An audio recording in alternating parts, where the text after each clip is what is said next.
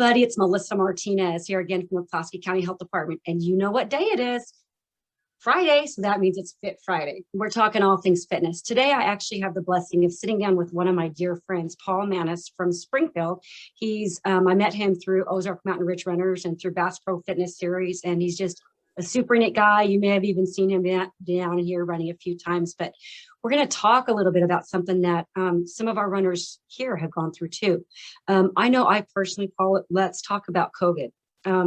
I had it several months ago, and I was more asymptomatic. The way I knew I had it was my heart rate was extremely high, and it stayed high for quite a long time. And I know that my training suffered too. But take me back to where you were. Tell me when you got it, and take me back to what you were doing before you got it. Okay.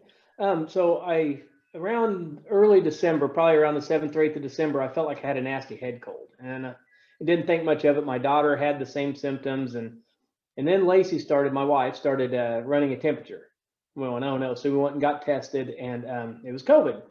Didn't seem like a big deal at the time, and I had been training hard. I was training actually a lot of elevation runs, trying to train for Athens Big Fork. So I was getting 8,000 feet of elevation per run, doing 500 feet, straight up.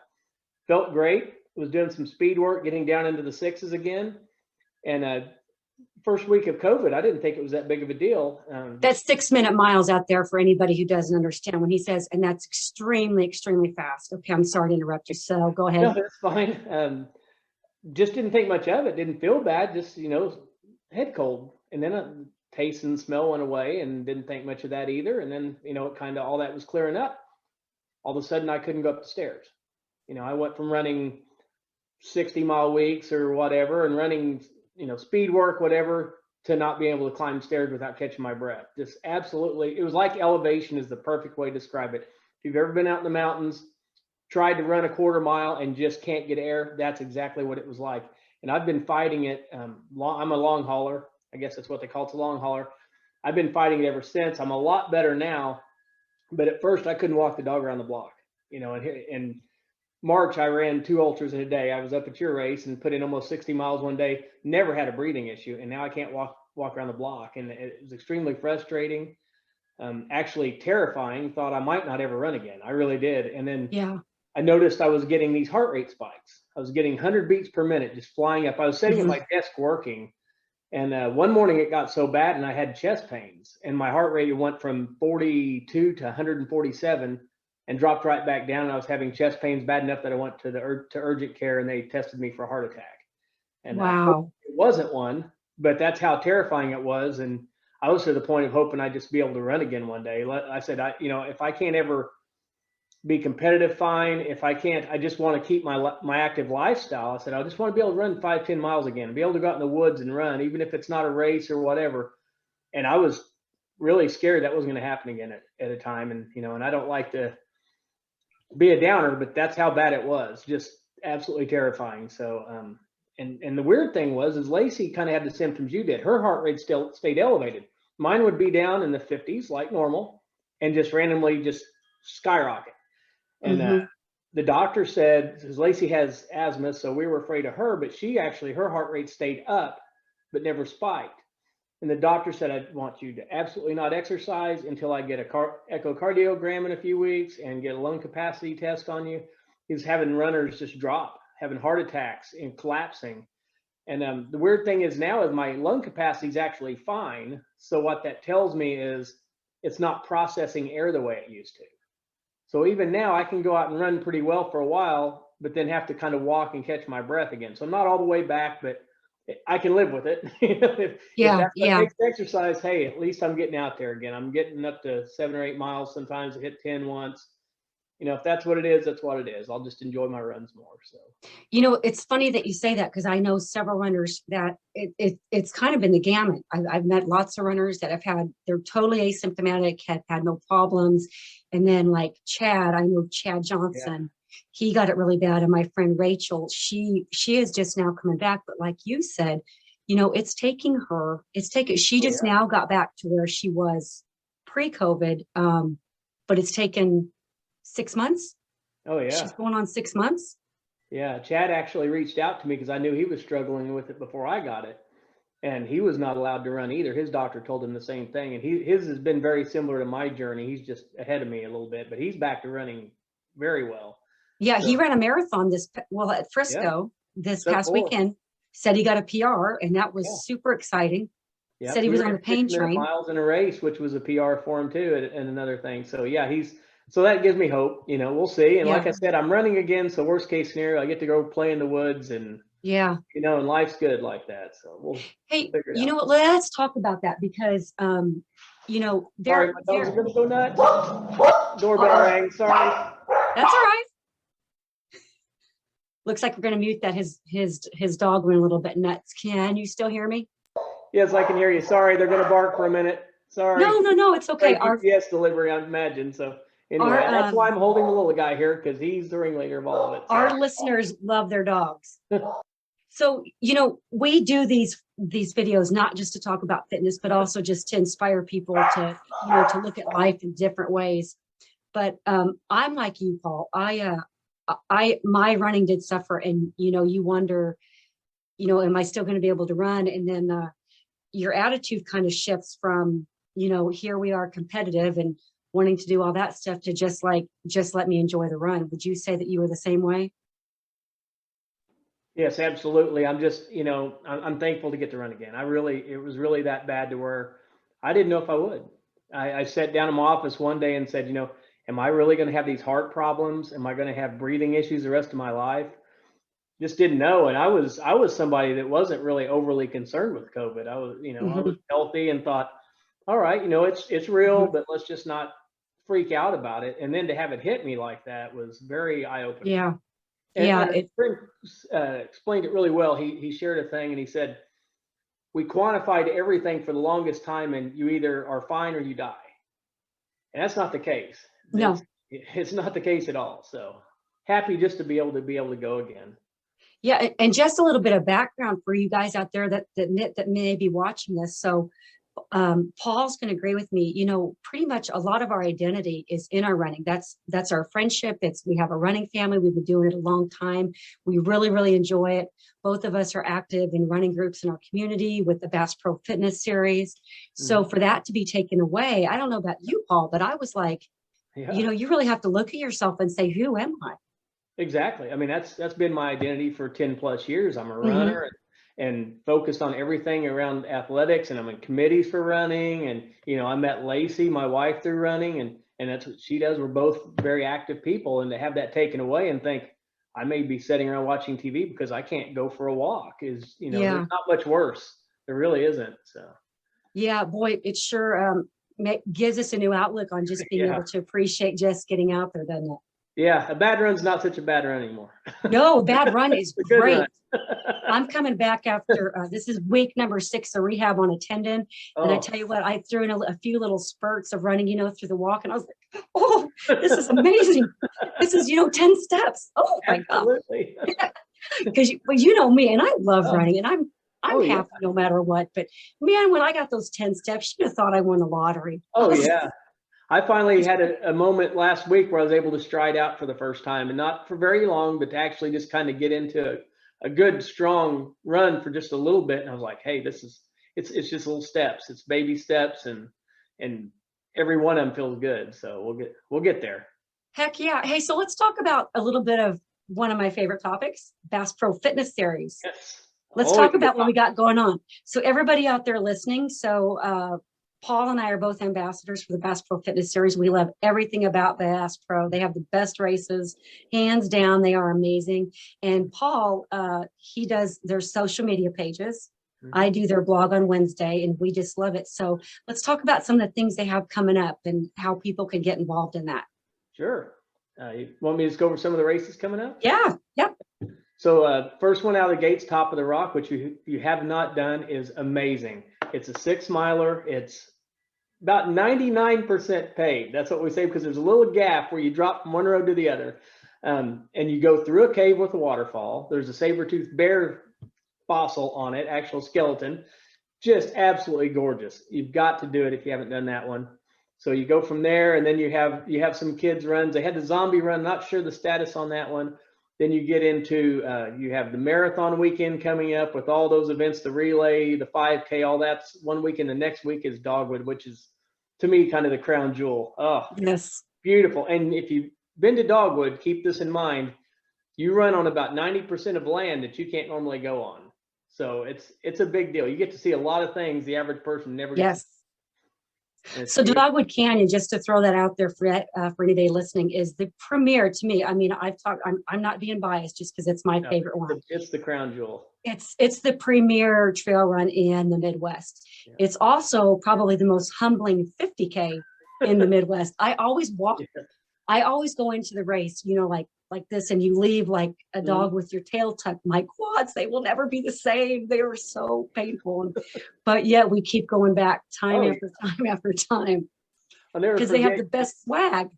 Yeah, and you go down this greenway for about 2-3 miles, and I'll never forget back when I was in probably the best running shape of my life.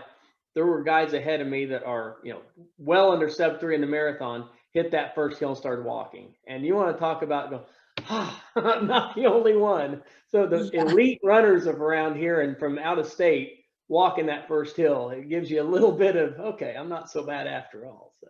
Oh yeah. And to be able, like you said, to be able to get into those Branson Hills, because, I was just amazed, you get up there and you get to see where Bass Pro keeps their cattle. And I got lost one time, which is par for the course for me. It is. Ended up to see their elk and their buffalo. And it's horses. It's just, the horses. One year one of the horses took the sign. Did you know that? One of the turn signs? Oh, I didn't know that. The field was playing with it. That's awesome. They take care of that. It won't happen again, but one of the early years, the horse actually was picking up the sign. And I absolutely love that. I love that. So Paul, we got some stuff coming up down here too. So I hope that you'll come down, as well with us. But let's talk about someone who's getting started into fitness, because you said you only got started, what, about 10 years ago with your running? Something like that, 10 or 12 years ago, probably. Which surprises me because you're a phenomenal runner. You and I paced at St. Jude's, the 4-hour group. That was fun. But I mean, you are a fabulous runner. What got you into it? What made you start it? So I was I graduated college in 2004, a little late. I was in my 30s, and my college graduation picture showed how big I'd gotten. And I went, holy cow, and I went and weighed, and I'd hit 199 pounds. I'm only 5'5". So that was a little big. Yeah. And made me go, I'm not hitting 200. So I started just walking the dog and stuff. And then shortly thereafter, I moved to Bolivar for work, and I was bored, and I was trying to lose weight because I was unhealthy. I was borderline diabetic. And there was a 2-mile loop that went on the northern end of the Frisco and then back to my house. I could see the Frisco from my house. And I just started walking and running that. And next thing you know, that first 2 miles where I struggled and walked 2/3 of it became just the start or the fast downhill finish for, my long runs on the Frisco. I started training on the Frisco. I'd take an old watch out and it wasn't a Garmin. It was like an Ironman Timex. And I'd try to keep a pace for as far as I could each week and try to add a mile each week, and just fell in love with it. I was just going to do a bunch of 5Ks. And next thing you know, we're doing double marathon weekends and 50Ks, 50 milers, and just couldn't get enough of it. So and then the people were the best part, really. Is being around people that just are enjoying life. It's really a different group. So that was the best part. Yeah, I think with my time off, and I'm sure you're probably as well, that's the one thing I miss the most. It is being out there with our friends. And that's the great part about, being in a group, whether you're running or you're working out, the accountability factor, the encouragement, you can't beat that. No, and there's just, everyone's so supportive, and you see stories. Some of my favorite stories are people overcoming. I'll never forget when I was the president of OMRR, it was my week to run for the ranch loops and just kind of make sure everyone had what they needed. And it starts sleeting. And it's probably 30 degrees. It's down. I was there that year. Everyone's leaving the practice. This was a practice. It wasn't the actual. I raced track so bad during the race too. So it was a perfect practice that time. But I had a runner out there, and bless her heart, she was probably 40 pounds overweight. Everyone else left, and I said, you don't have to keep going. I'll be here as long as you need me. She goes, I got to get my miles. I got to get my miles. And to see her not long after that, finished her first marathon, and eventually a 50 miler. Was the best Wow. thing ever. Just everyone else is leaving, I'm going to get my miles. I'll never That's forget amazing. that. To see people overcome that, it's important to me. And so those are the things that really, really get your attention, because there's people struggling, and they're the ones I root for the most, I think. It's the hardest. Yeah. Yeah. I'd have to agree with that. So how old were you when you started, Paul? 30, probably mid 30s, mid to upper 30s, probably closer to upper 30s. I ran the Polar Bear Mile, and got excited because I won the mile, but I had to check a couple little kids in the ditch. You got to do what you got to win. That's totally a joke. Totally a joke. But no, I got excited, and then I was going to do a 5K. I was just hoping to do a 5K at that point. So I can do a mile and actually feel like I did it right. So then I'll move up to 5K, and just got out of hand. I started meeting other runners. Stephanie Davenport's the first person I met at the Yep. Frost Falls, and we joked because I had on a t-shirt, a long sleeve shirt, a sweatshirt, and a stocking cap to run in. And of course, I just baked in all those clothes. Yeah, I bet you did. And then the next weekend I did another run in Republic and met my friend Rich, who I've traveled all over with, and you just get around those people. It's intoxicating. You just want to be around them more and witness these human stories. We've seen people do all kinds of things, finish races, just that you never thought they would, that they never thought they would. Mm-hmm. So it's very, it's really something else here. It's the best part. You know what? I got to agree with you. And, we're always here. I'm always telling people, and I don't know why some people don't believe it, but 99% of every running club is so inclusive. Oh, yeah. We welcome everybody. People think that sometimes if they can't, do a whole 5K or do a half marathon, they shouldn't even bother to show up for a group run. But that is the furthest thing from the truth. Oh, sure. Yeah. It's the biggest melting pot I've ever seen. I mean, it really is. You can go to any sport. I've never seen a sport that will have all races, all, religions. It's almost gender balance now. It's probably almost more female inclusive now than men. Mm-hmm. And it's amazing. And everyone's kind to each other. Yes.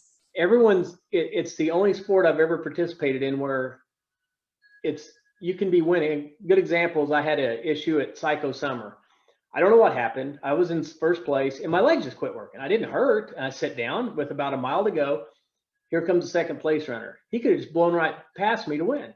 He stops. You okay, man? Are you overheating? No, I'm fine. He stands there and spends 5 minutes with me. Wow. Take a drink. And then he goes, and here comes third place. He has no idea where he's at to the next runner because it's in the woods.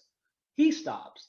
And that's the beauty of that, is these runners will give up what they can achieve to make sure each other's okay, or to help someone else finish. You've seen people help each other finish. Yes. Or give up their race to just drop Yes. back, make sure their friend finishes. And it's really something. It's more important, it's a run, so Lacey came out one time with me. I was doing the Dan Man out in Southern Oklahoma, and I was just having these wrenching pains in my stomach, and I was ready to give up. And her and Madeline were there, and they went out. And one of the greatest moments I have is I had about 2 miles from the finish line. I was literally on the ground retching because I was cramping. There's out there caffeine, but I didn't know. And there's Lacey, and there's a picture of Lacey and I, and we're holding hands, and she's helping me finish. And those are the moments. Yeah. You accomplish a lot of things, but those are the great moments. You know what, Paul? I've always said, I was super competitive. The younger I was, but now the older I get, there's a lot of things I don't really care about. But now I'm to the point, and it's been this way for a long time, where I can honestly say, and this is the truth, people will not remember your times. They don't care, but they will remember if you stop to help them. Oh, yes. Oh, absolutely. Or if you help them on their journey, or, that was one of the neatest things we saw with the club when I took over OMRR, and Stephanie was starting Wednesday night runs for people who didn't know how to run. It was show up. We've got a loop here. We'll be here for you. And so many people came up and said, I just didn't know where to start. I wanted to run, but it's so overwhelming because people think I've got to go out and run 3 miles. And you go, no, you don't. Go out and walk 100 yards. And then next time run 25 yards and walk 50, and then run another 25. And next thing you know, you see these people who just wanted to someday walk a 5K for charity are lining up in Memphis to do St. Jude's, do the marathon. Yes. and they're Yes. traveling around, and their life has changed, and they're happy, and they're living life. It's incredible. And Oh my gosh, I couldn't agree with you more. Hey, Paul, let's talk about something here because when you and I met, we were both in our 30s, well, 40s. We've known each other a yeah, while. yeah, quite a while. Yeah, quite a while. And one of Okay. the things that we do here at the health department, which I love, and is our active adults program, and it's geared towards people over 50 because we have found, and as I don't know if you're 50 yet or you're getting I'm close. 51. Yep. You're 51. So there. Your audio cut out. I've lost your audio.